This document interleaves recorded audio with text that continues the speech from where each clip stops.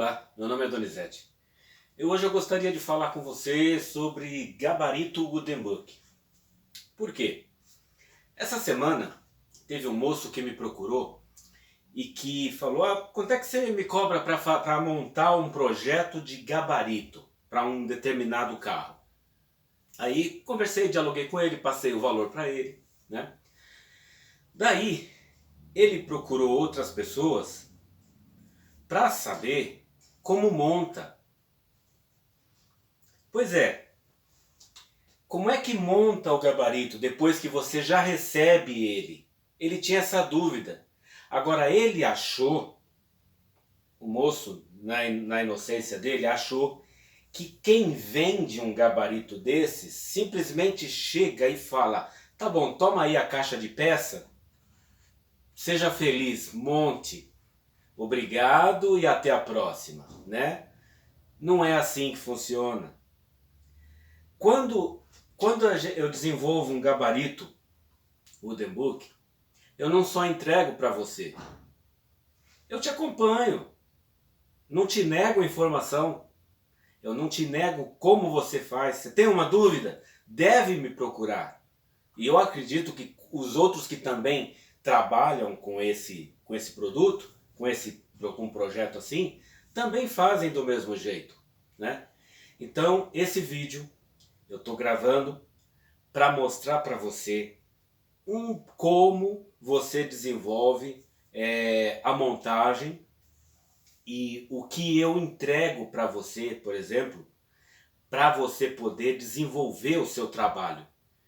Quando eu te entrego um projeto feito, eu não vou só toma e faz, se vira.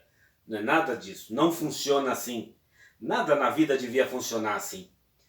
O que eu tenho para te mostrar a partir de agora é o procedimento que eu adoto para te entregar o projeto.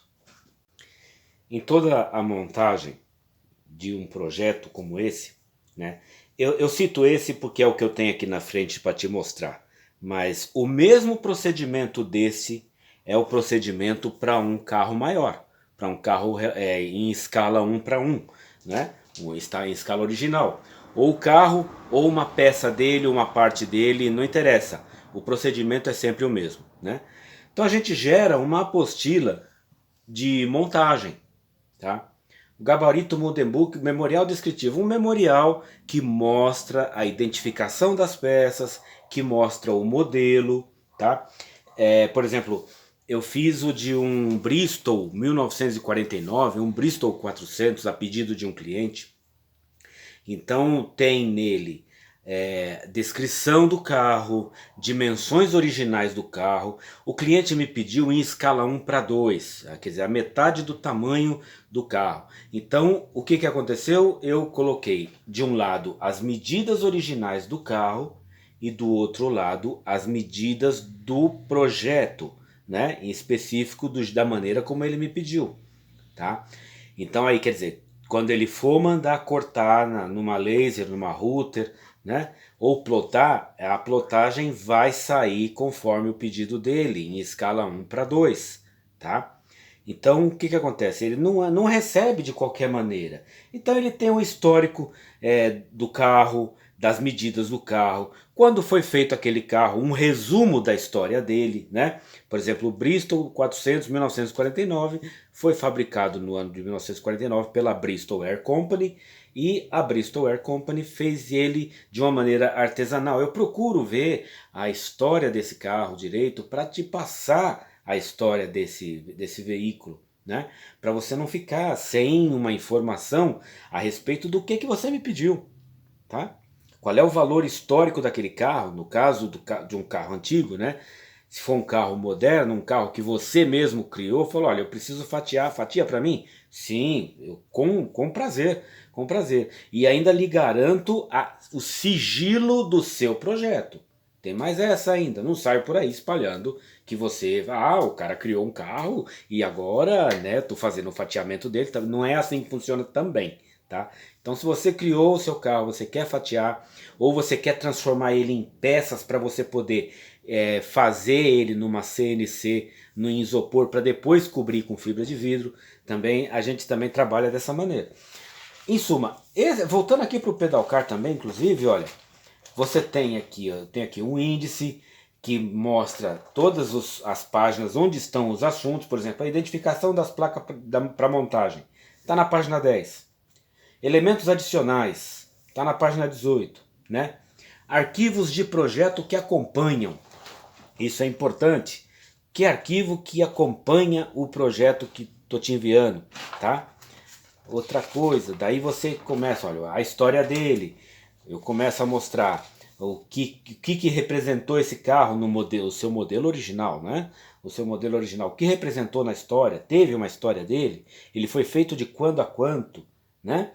Então, né, uma visão básica de imagens básicas do modelo pronto, do modelo feito, né? No caso seria o modelo Wooden Book, esse menino aqui, a ideia é ele virar esse menino aqui, tá? E é claro, não é só essas imagens, existem imagens em separado, imagens de peças, imagens dele em ângulos, para você poder visualizar a peça que você está produzindo, ou em aço, ou em alumínio, ou em fibra de vidro, ou fibra de carbono, tá?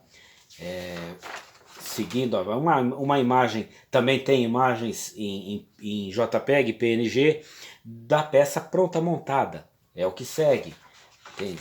Quer dizer, você não fica sem a informação, você não fica sem falar, ah, mas e agora? Eu pedi pro rapaz fazer para mim, pedi pro homem fazer para mim, e aí o cara vai fazer, vai me entregar, e eu não vou saber nem por onde começar. Vai sim.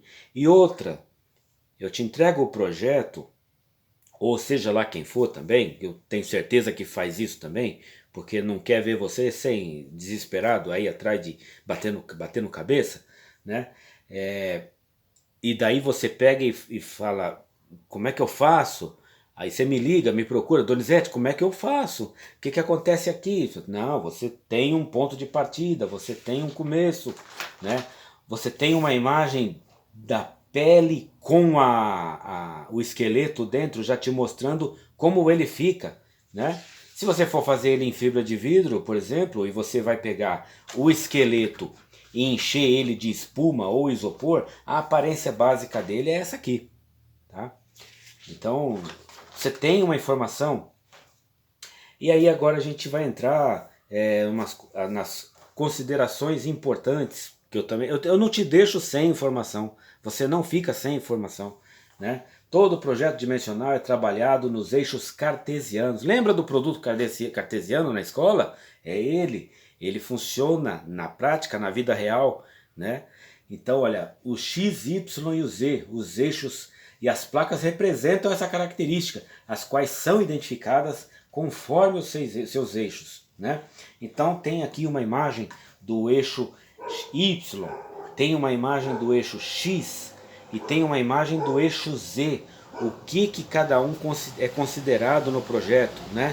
E daí essas placas, por sua vez, são identificadas, né? Por exemplo, olha aqui o mapa do eixo X, tá? Então você tem o eixo X, linha 5, né? De onde começa, para onde vai? Qual é a linha 1? A linha 1, eu particularmente sempre considero a linha 1 a partir da frente do carro, tá? Então o eixo X, número 1, aqui ó, nesse caso aqui do nosso Pedalcar, ficou a linha do farol, tá? A linha do farol. Aí a montagem, eu vou mostrar para você a partir de agora, uma montagem como foi feita desse menino aqui, do Pedalcar Vintage, tá? E daí você tem uma base de como você vai fazer o teu projeto, seja ele em escala, seja ele em escala natural, né? Conforme você desejar. Mas uma coisa eu garanto para você, sem uma informação do que fazer e como fazer, você não fica. Você tem acompanhamento. Olha o resultado aqui. você acaba tendo então uma caixa com todas elas. E precisa montar, como eu estou montando agora, o capô. Então, como é que a gente vai encontrar? As peças estão identificadas. O nosso capô, as peças já estão começando a se separar aqui. Eixo X, CP, capô, peça número 3, da linha número 3. Está separado em linhas. O nosso memorial mostra todos os detalhes. Perfeito? E nós vamos ter como fazer a montagem agora. Esse é o momento também que eu começo a explicar para você que está vendo sobre os eixos. Eixo Z, eixo X e eixo Y. Separei aqui as peças principais do nosso capô, né? Por quê? Nós temos considerado no plano cartesiano, né, quando eu faço a modelagem 3D, então eu acompanho o plano cartesiano, que é o eixo X, Y e Z, tá? Para trabalhar as peças. E isso todo mundo faz, todo projetista de gabarito Wooden Book também faz isso. Tá? Então nós temos aqui, por exemplo, olha, o eixo Y, tá? O eixo X e o eixo Z. Agora, como que eles estão alocados? Na planta, o que eu fiz? Eixo Y, aqui, tá?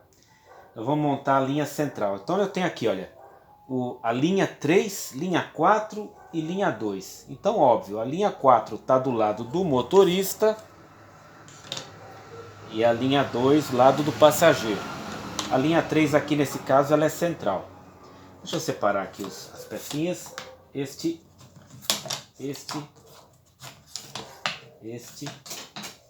né? Este e este. O Z a gente monta por último, põe aqui. Então vamos lá, olha. Eixo Y, o eixo X, número 1, linha 1 do eixo X. Aqui. Primeira peça já encaixou. Número 2. Olha lá. 3. 4.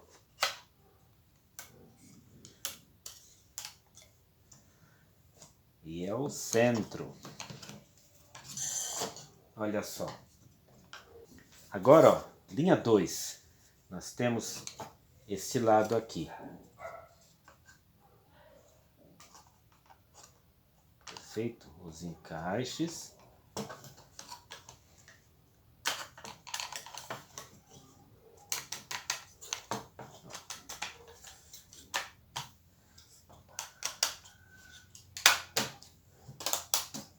Olha lá. Sem nenhum problema. Tá vendo?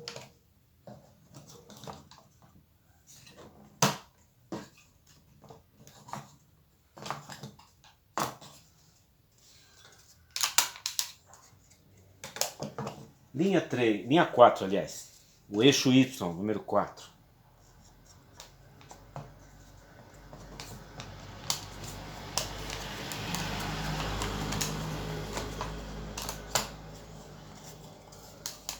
Então você vê que não tem complicação nenhuma para montar. Olha só.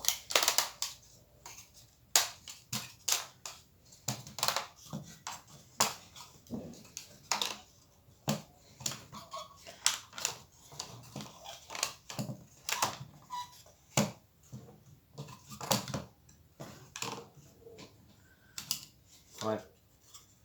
Esse X e Y montado. Agora deixa eu passar o Z. Z2, um encaixe único aqui, beleza? 3, um encaixe único aqui. Olha lá. Sempre existe também a necessidade de se criar detalhamentos. Como assim um detalhamento? Às vezes na carroceria de um veículo tem uma reentrância, aquele espaço da fechadura, tem aquele ressalto no capô, ou mesmo no teto, uma bolha no teto, que precisam ser feitos de uma maneira mais detalhada. Então o que acontece? Por exemplo, no caso do Bristol, que eu vou mostrar aqui, ele tem o seu farol mais saliente, mais ressaltado do paralama. Então eu tive que fazer um complemento para os eixos que correspondam àquele formato do farol. Estou fazendo outros carros que também tem detalhes de espaço da fechadura, que você tem que entrar com a mão, ele se molda na carroceria, né? Uma reentrância, detalhes de chaparia que nos eixos X, Y e Z da maneira convencional nós não vamos ter como detalhar, então tem que ser feitos em peças separadas, e eu não deixo o computador fazer por como é que fala, automaticamente. Existem programas, por exemplo o Fusion 360 da Autodesk, você põe lá um modelo 3D e ele gera automaticamente as peças para encaixe. Ele se presta para carro, ele não se presta muito não, viu? Vou ser sincero para você, eu não gosto muito, porque ele só trabalha 2 eixos. Ele só trabalha, no que eu consigo considerar aqui, o eixo, um eixo plano e um eixo vertical, um horizontal e um vertical. Mas ele não detalha, ele monta um encaixe genérico demais. Então o que acontece? Esse tipo de coisa tem que ser feito você mesmo. Tem que ser feito, porque você sabe o que você está fazendo ali. Então eu faço a modelagem e o fatiamento desses trechos em separados e eles encaixam depois na carroceria, tá? E isso também vai detalhado, também vai determinado por escrito e vai identificado no mapa que é feito. Não é feito de qualquer jeito. Então a gente faz a moldagem e mostra a moldagem para quem vai montar, tá? De maneira específica e de maneira detalhada, entendeu? Vamos para o exemplo, eu vou mostrar. Então, de imediato, indo por partes, nós vamos preencher o capô dianteiro. Falta terminar algumas peças do capô dianteiro. Então, nesse pacotinho que eu deixei fechado, aqui, nesse aqui e essa pecinha aqui. Eles são esse preenchimento que está aqui, tá? E essa última pecinha que está aqui deitada aqui nesse horizontal. Então essa é essa aqui, tá? E esses dois do lado aqui são este e este.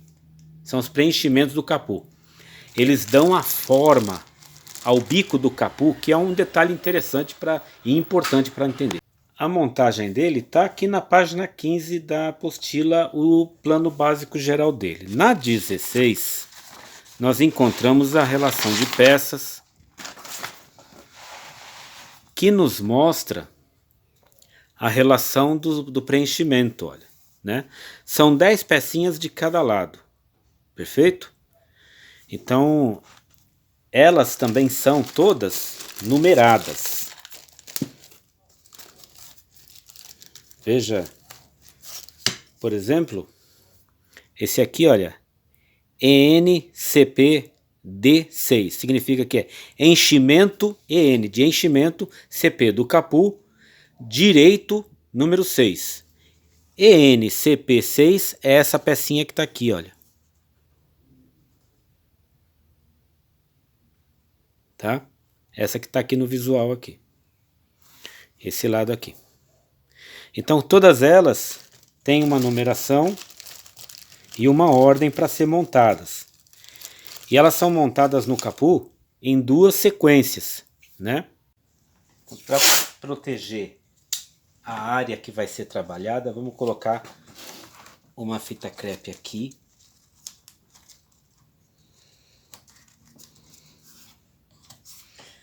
para a cola não pegar na parte de baixo, porque o capu vai sair, o capu sai, perfeito? O capu é um elemento que vai ser modelado à parte. Então, nessa peça, as pecinhas que nós vamos encaixar não podem colar nela, né? Ó, esse aqui é o primeiro, vai ficar aqui, tá? Eles acompanham o alinhamento daqui com aqui dentro, e essa borda aqui acompanha a borda do eixo central. Tá aqui, ó.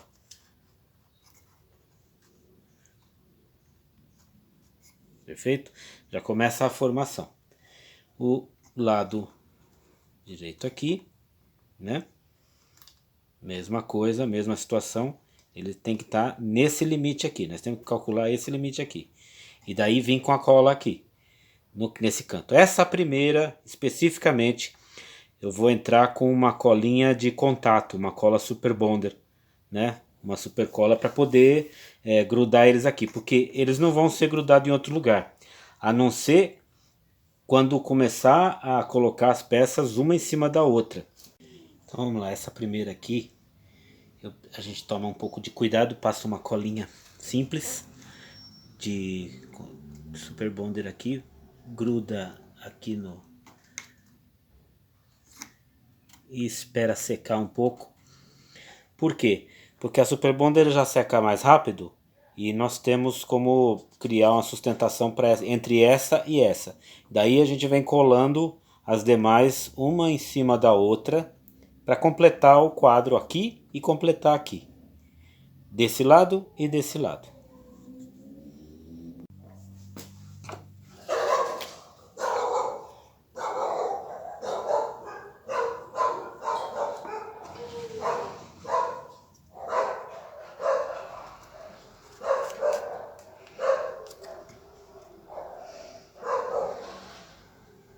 Com essa primeira colada, nós procedemos com a colagem das demais.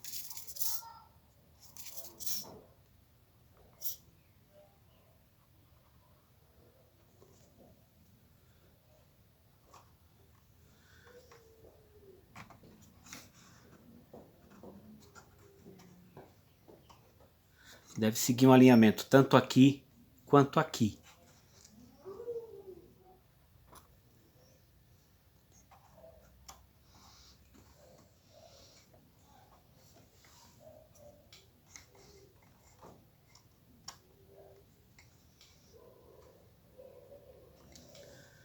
Lembrando, aquela peça ZCP é a primeira de baixo. Aí a ENCP 1, 2, 3, o número primeiro é de baixo e o número maior sobe.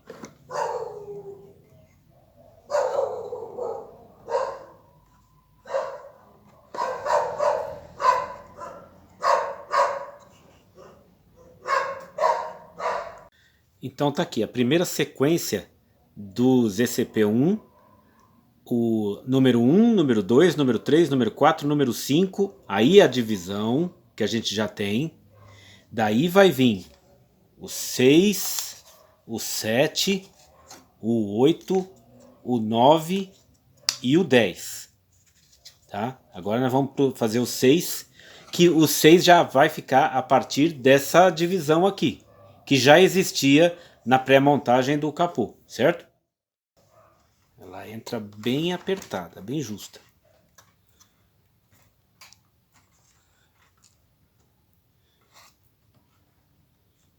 E aí você tem que primar por esse alinhamento aqui. Por quê? Ele já começa a formar como é o bico do capu aqui. Sabe? Onde nós vamos ter que traçar a lata, a chapa, uma curvatura da chapa bem aqui nessa região.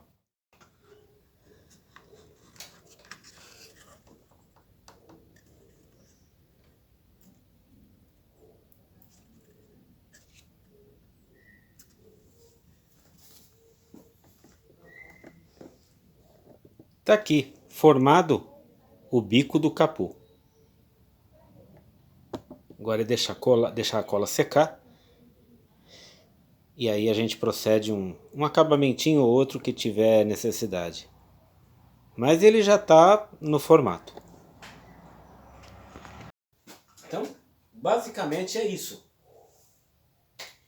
A montagem não é trabalhosa, mas não é um monstro, tá? E você vai estar sempre coberto com a informação. Tem dúvida? Pediu para mim um projeto? Tem dúvida? Me procura. Eu estou aqui para te ajudar. Eu trabalho com aço, trabalho com alumínio, trabalho com a fibra de carbono, trabalho com fibra de vidro. Já do meu tempo de experiência, eu conheço esses materiais todos, tá? Então, me coloco à sua disposição para que você possa desenvolver o seu projeto. Grato por assistir.